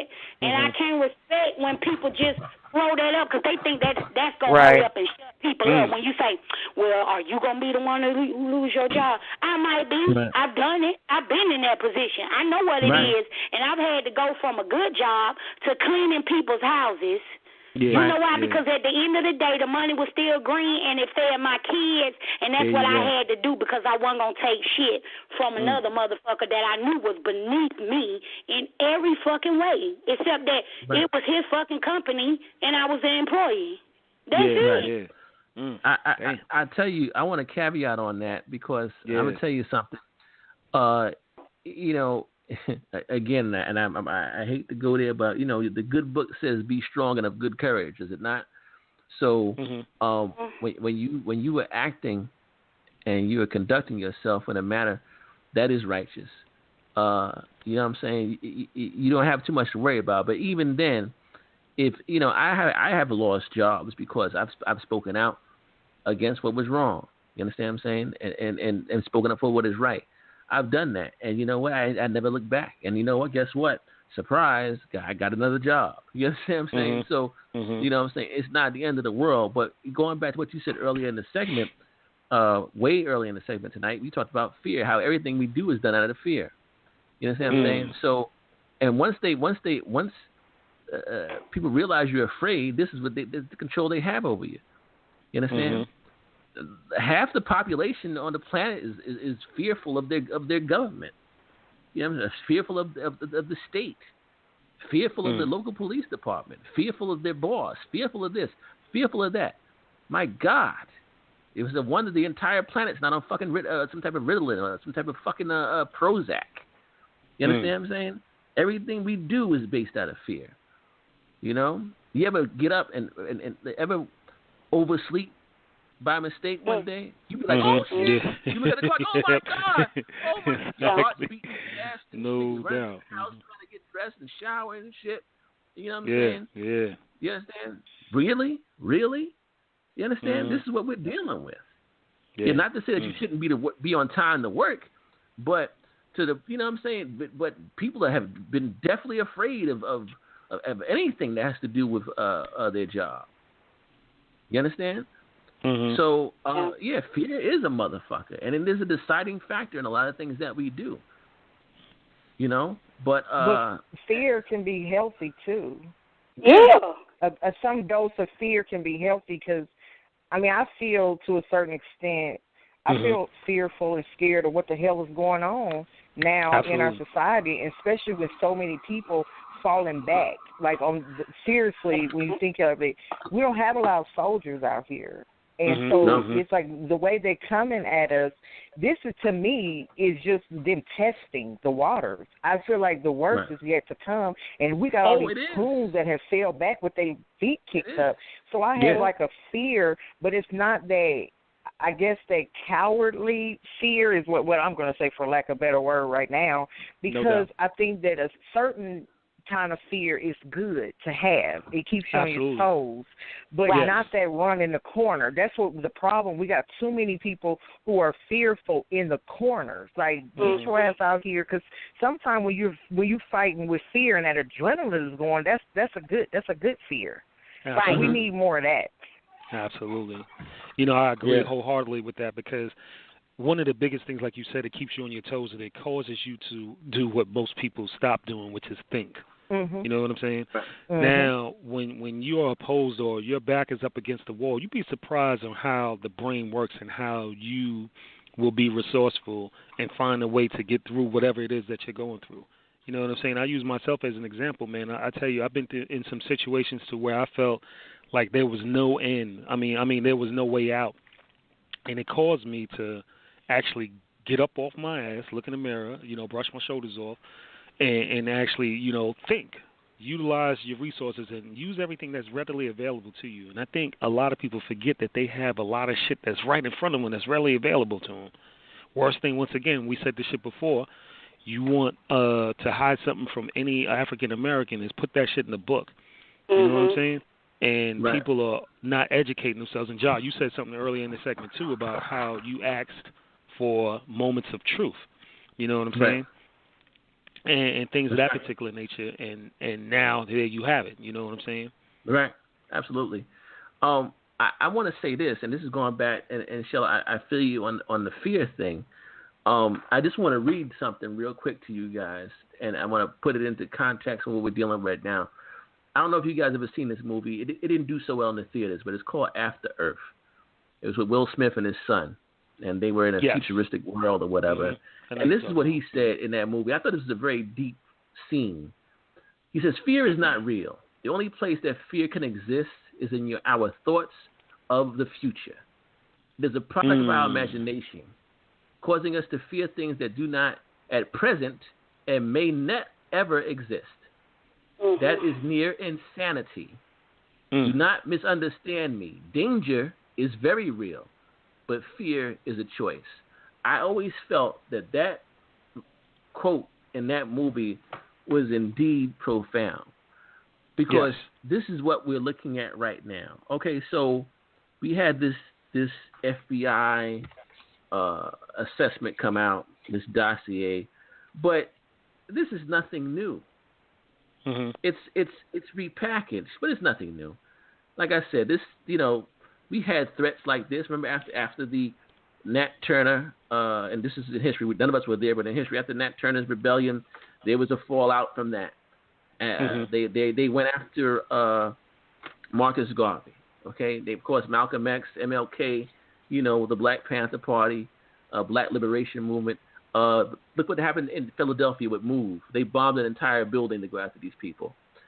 But the thing of it is that, and I'm going to keep saying this, if you stand on your square of righteousness, there is nothing that they can do to you. What can they do now that they have not already done? You've raped, you've robbed, you've bombed, you've pillaged, you've done just about every unspeakable act you can do. What new could you possibly do now? You understand? Think about that for a second. There's nothing new that you can do to a people that you've had your foot on their neck since the time they freaking got here. There is nothing that you can do. You understand? And I have to stand on that. You know what I'm saying? I really do. There's just nothing that you can do. And now is not the time to go hide in no corners. You, like I said earlier, you hold the line. You hold the line. And Shell, you were right. We got a lot. There's some shit coming down the pipe, because guess what happened this weekend? Out of all of this, quiet as it's kept, they had yet another damn rally in Charlottesville. Another one. Wow. So did. As they released but they're not talking about that. They released this dossier, they had yet another damn rally in Charlottesville. And in fact, they had 2 weeks ago one in Houston as well. But we're the threat. You understand? This is the actions of a desperate people. Desperate. How can we paint this black boogeyman that hasn't done anything remotely to what you've done to him? Not even close. How can we paint this black boogeyman? Oh God, the niggers! Oh man, that's crazy. The savages. I seen on the news today. I have yet to hear Trump say anything about the deaths and the wildfires in California, just like here in Norwood, Puerto Rico. Like, that's what I'm talking about. You got time to villainize and demonize certain figures, and you have time to excuse the KKK from a certain list, but you don't want to address, you're the president. All of these people are your constituents as well. You have yet to address the wildfires and all the aftermath that's going on after that. That's what I mean when people want to, like, hold someone up as this pillar of strength and making America great and doing all of these things. I've seen nothing. I've not seen anything that made something better. I mean, it made the actions of hate greater. They're more emboldened and they're braver. Mm-hmm. Right. That's the only thing I've seen, and the only thing that it has made me do is dig my feet in the ground just a little bit more to study myself. Because I'm not going to change what I'm saying.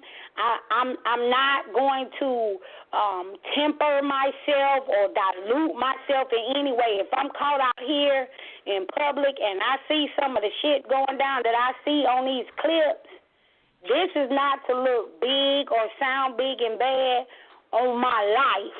On my life, I'm not going to look in shock and awe. I am going to give an immediate reaction. And it's not going to be like a curse out. It's going to be tactile. That's on everything I love. I will not stand by and see my child disrespected, my mother, or anybody who looks like me. If I'm in earshot or arm's length, I'm in it. Like, you might as well tag me like a wrestling match. Whether you want me to be in it or not, I'm in it because that's what needs to happen. You need to understand that black woman, that black man over there, you may not know his name. You didn't grow up with him, but that's you. That's you you're looking at getting spit on, called a nigger, disrespected, asked to leave a restaurant, pour hot coffee on, or sicking a dog on them, or whatever form it is, that's you. And so you need to react like it is you, because that's how I plan on reacting. No lie. No doubt about it. That's how I plan on reacting. And that's not just from now. That's because of how I grew up. That's how my father raised us.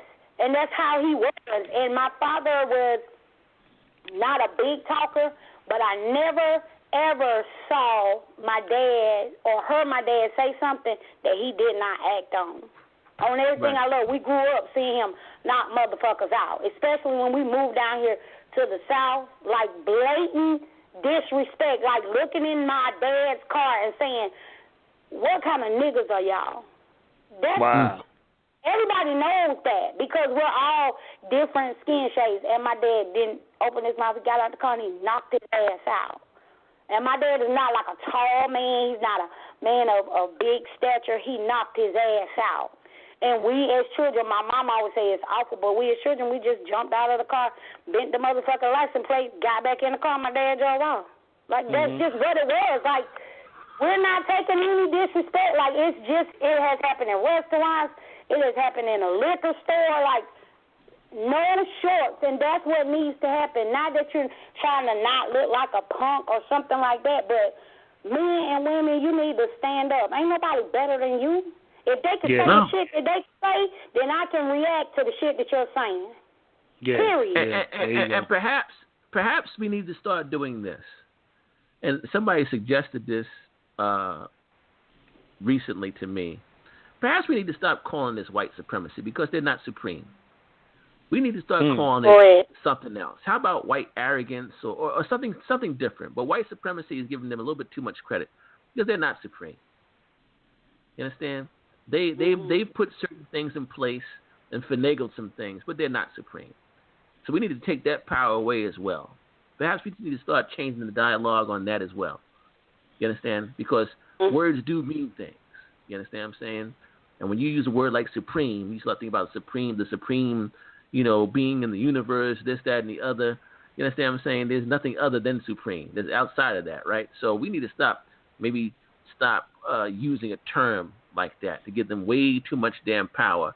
It has certain words have a impression on the psyche subconsciously. So perhaps we need to think about changing that even. I just want to throw this out there because as we're getting ready to wind down, I just posted a picture on the group and the group page and the I forgot the term on both of our pages on Real Talk on Facebook. Yeah, the group. Your boy Jerry Jones is it's been caught up with some hookers or something like that. Some very young looking hookers. So as he wants his players, as he's demanding, his players to stand for the flag because of morality and whatever else he's claiming, he seems to have a taste for young prostitutes. And these pictures have been leaked of Jerry Jones in some very compromising positions with some young prostitutes here. I don't know if you guys can check that out, but I just want to go ahead. I'm looking at him now.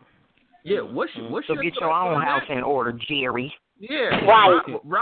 Rob, what's your thoughts on that, brother? As you look at these pictures right now, what you thinking right now, tell sir? you, man. I'm gonna go off of quotes from Denzel said in Malcolm X. The chickens are coming home to roost. The bottom line is, the bottom line is this, man. You got a lot of people out here that say one thing, and then from another movie, I want to say it's one of the Batman movies, and you have the character Two-Face.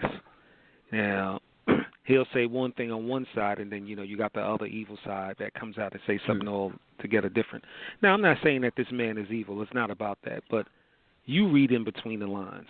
You got people that say certain things, and then they do other shit. And then now, here we are, and it never fails. Shit comes back to haunt them when they don't want it to. You know what I'm saying? So I just think the shit is funny. I really do. Because now, you look at the pictures, somebody's going to say, well, this was some shit that was taken, years ago and blah, blah, blah. They're trying to make an excuse. But the bottom line is, okay, if you're talking about being moral and being respectful and shit, and now here you are.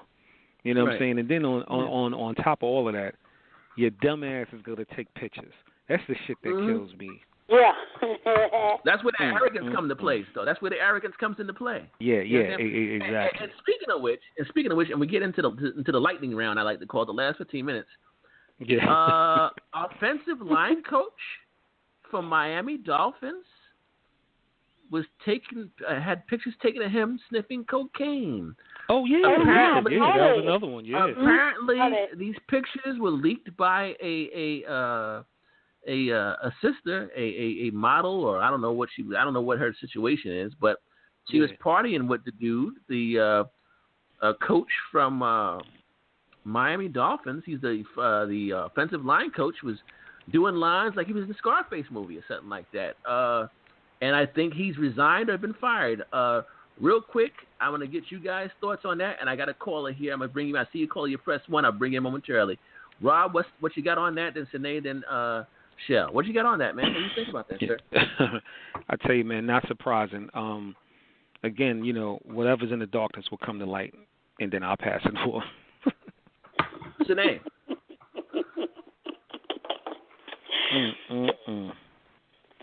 Sinead? Well, I'm not shocked at anything. Like, it would take a lot to shock me, so I'm not shocked, but I don't think it's going to do anything because, like everything else, they'll excuse it.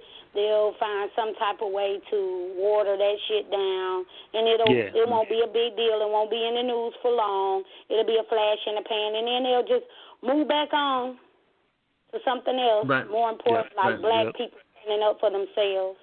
Right. Well, apparently he was one of the ones speaking out against the protesting, and now again, like, karma's whipping around, man. Like, again, people are trying to come for certain people, and they get in the business. So this is very interesting. Shell, what are your thoughts on this? I'm not shocked or impressed that it's even out because pretty much like Raina said, nothing is going to happen.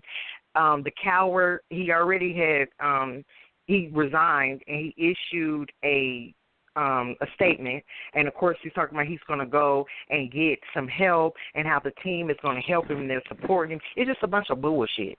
So whenever they do something, they do these things all the time. They fucking their kids, they doing all kinds of things. And so it just hasn't come out, but every time it does come out, you give him a slap on the wrist and you give him an excuse and you send him on the play. He'll go on to make money. He ain't going to be broke, him or his family. So I don't feel anything. I feel like it's a bunch of crock bullshit. That's what I feel. No doubt. Okay. Okay. Let me go ahead and bring this caller in. They've been waiting very patiently. Caller, I can't read your number, but it's all ones. What's your name? Are you calling from, please? Greetings. My name is Sapphire. How you doing tonight? Hi, Sapphire. Welcome to Real Talk. All right, pleasure. Thank you. Okay, well, listen, I was listening to the show earlier, but you said, the host, well, we're going to close it out now, so I thought you were leaving, and when I saw you were still here. Oh, no. We were closing out a certain segment. We apologize. Yeah. Pardon us for the communication. okay. Yeah. My bad. Okay, well, listen, let me be quick here. I want to take you all down memory lane as it relates to this NFL issue. Okay. I know I was extremely young. I didn't understand it at the time, and maybe some of you weren't even born yet, but do you all remember that in 1984 it was Donald Trump who spearheaded the antitrust lawsuit against the USFL? Yes, I do remember that. Mm-hmm. Yeah. They only won $1.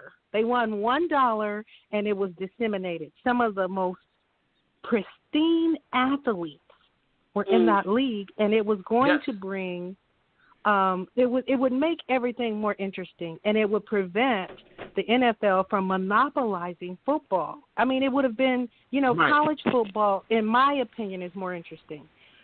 Right. And on that level, as far as being, geeked by football and especially college football, if the USFL had remained in effect, football would be a totally different animal. So my question to you all is this. Well, let me make this comment quickly. I believe they're playing chess, but they have us playing checkers and tiddlywinks by hashing it up and mixing it up about who's going to take a knee, the national anthem. I believe they're trying to revamp the NFL, and they're doing something, and it involves a whole lot of money, and that's a smokescreen. That's what I believe. I'd like to know what you all think about that. Sister, I'll tell you what. I'll jump on that first. It's possible. It's quite possible. And yes, I definitely remember that situation.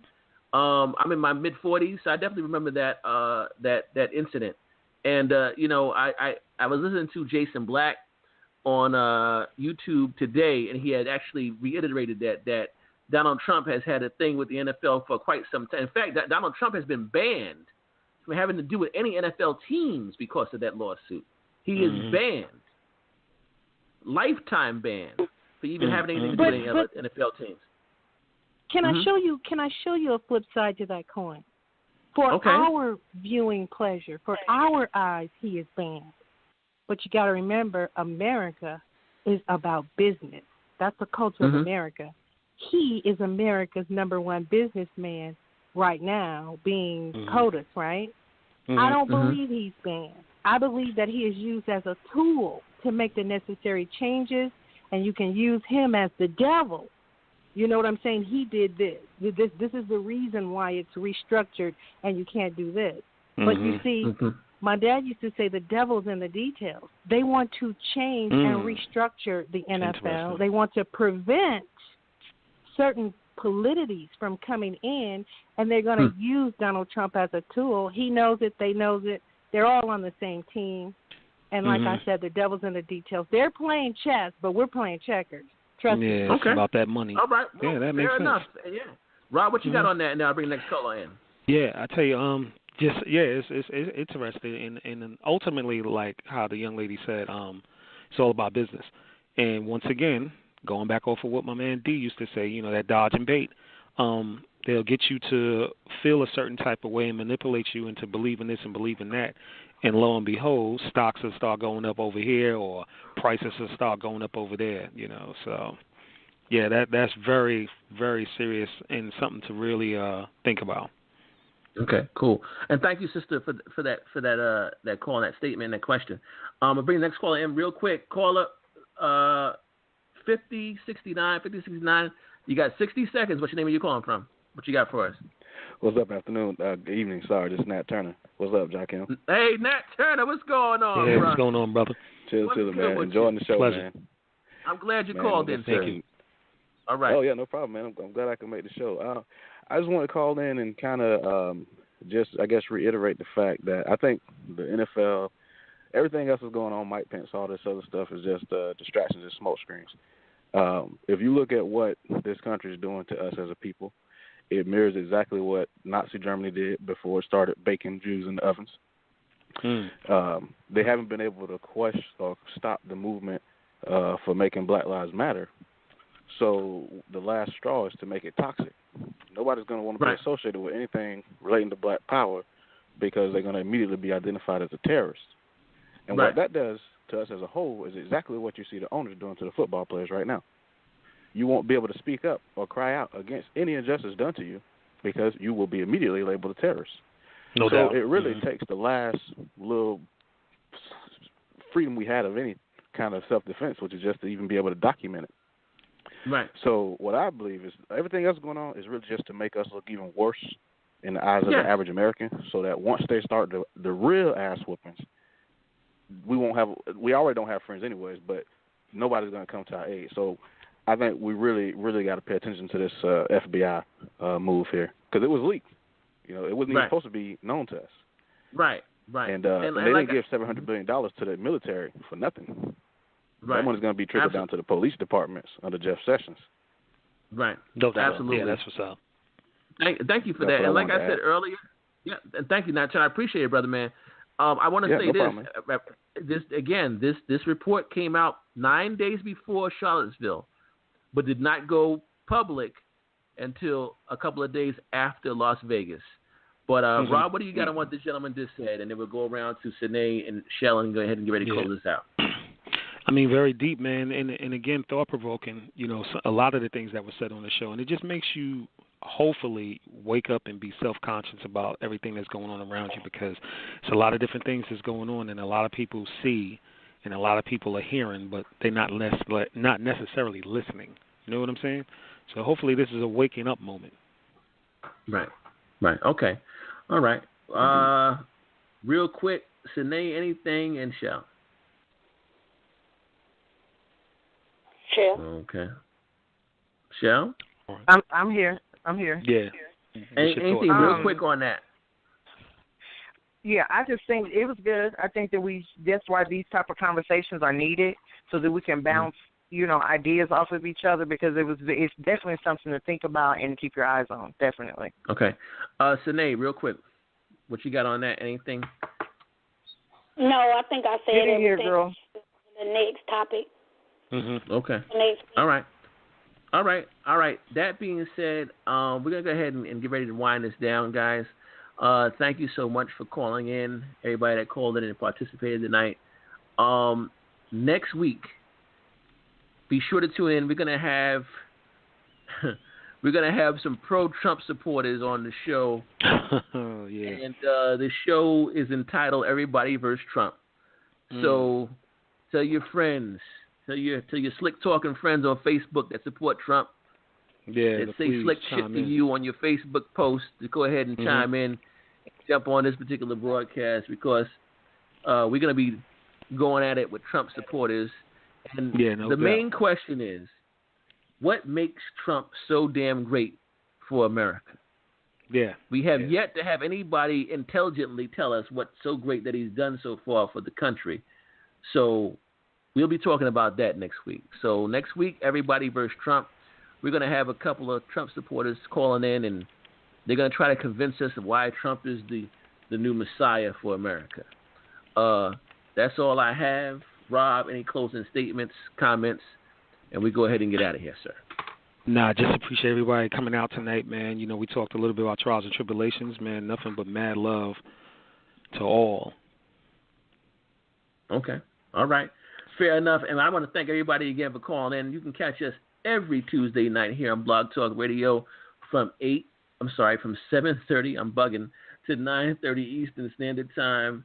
The website is www.realtalkallthetime.com. You can catch us on Stitcher Radio. You can catch us on iTunes, and you can catch our previous broadcasts on YouTube.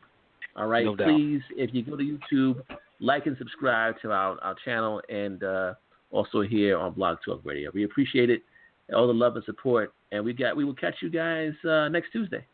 We're out of here. Yeah. Peace. Real talk. We out of here, guys. Good night. Peace. Blessings. Good night. Good night. Good night, y'all.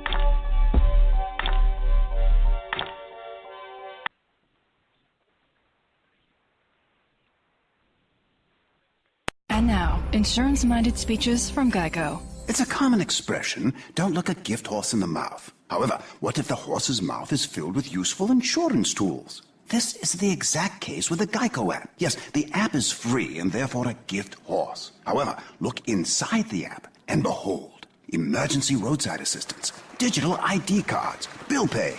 Get the Geico app. Look it in the mouth, get amazing services. Thank you.